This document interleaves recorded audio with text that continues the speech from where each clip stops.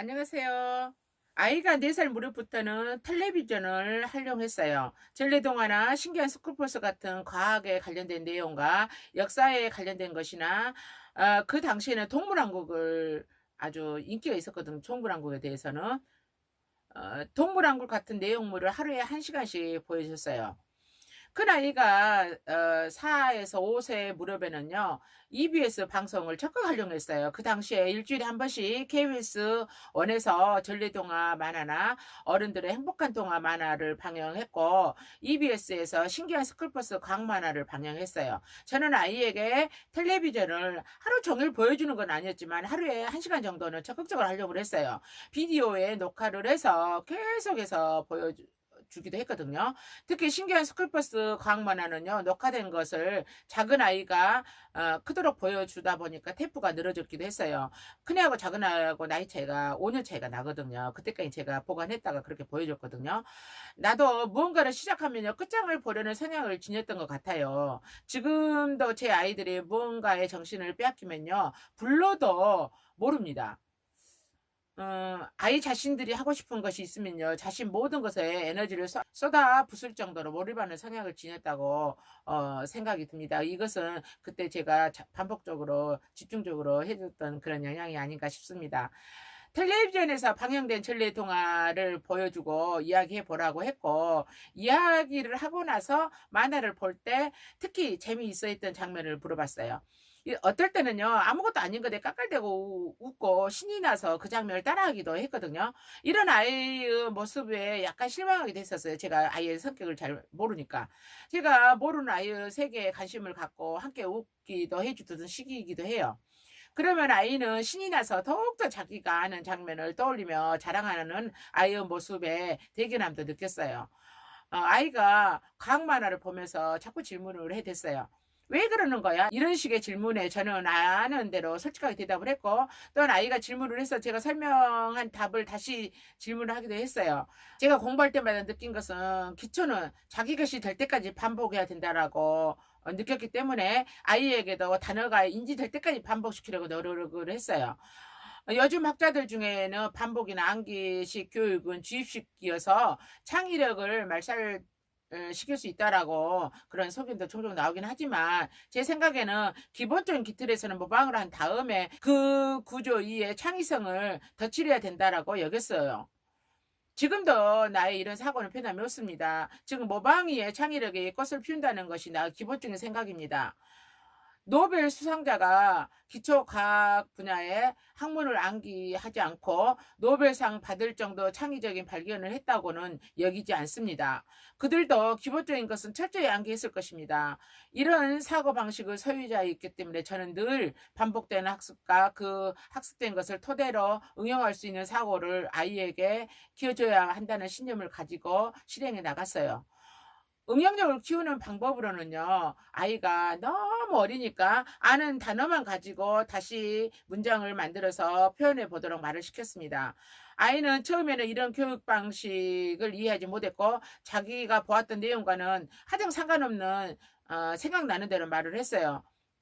그러나 차츰 이런 패턴이 반복되다 보니까 아이는 곧잘 응용을 잘했어요. 예를 들어서 신기한 스쿨버스에서 사람의 뱃속을 탐험하는 장면이 나오면 간단하게나마 사람의 인체에 대해서 설명해 주고 다시 아이로 하여금 설명을 하게 한 다음 아이에게 다시 질문을 했어요.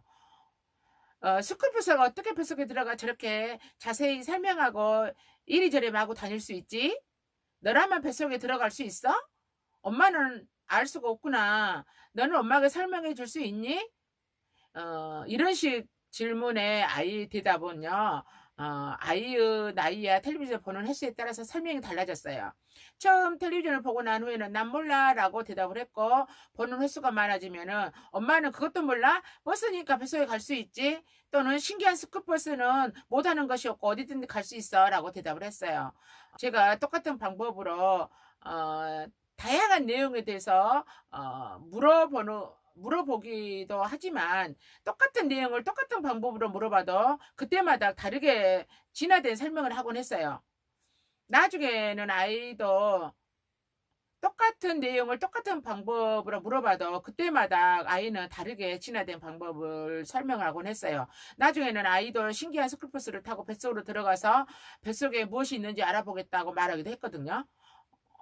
아이들은 생각 없이 사물을 바라보는 것 같지만 아이들도 관찰하면서 호기심을 가지고 사물을 바라보고 아이 나름의 사고로 판단도 한다는 것을 그때 제 아이를 통해서 알았어요. 영국 BBC에서 제작된 공룡의 탄생에서 소멸까지 TV 방송에서 방영을 했어요.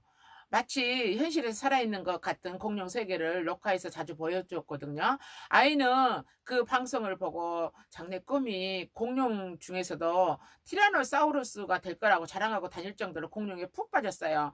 제 아이들은 뭔가를 좋아하면 그것에 관련된 이야기가 나오면 만화책이나 만화 영화나 책에 몰입을 했어요. 저는 즐거운 마음으로 책을 사 주거나 영화 만화를 테이프를 구입해서 보여주곤 했어요.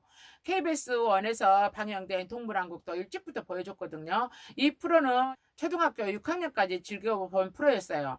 그 영향인지 아니면 어린아이들은 움직이는 동물을 좋아해서 그런지 모르지만 식물보다도 동물에 관심이 더 많았어요. 특히 제 아이들은 동물 그리기를 좋아했는데 동물의 특징인 예를 들어서 사자가 갈기야, 콧수염, 토끼는 쫑구당 귀, 돼지는 코, 공룡은 비늘 등을 정확하게 파악해서 그리곤 했어요. 또 한 가지 덧붙인다면 그 나이는 6살 무렵부터 KBS 1에서 방영한 역사 스페셜은 1998년 10월 17일 첫 방송을 시작해서 2000년 12년 12월 13일에 종영한 프로그램이거든요. 이 프로그램은 시작할 때부터 끝날 때까지 우리 부부 애청 프로그램이었어요. 그러다 보니까 제 아이들은 자연스럽게 함께 보는 프로그램이 되었죠.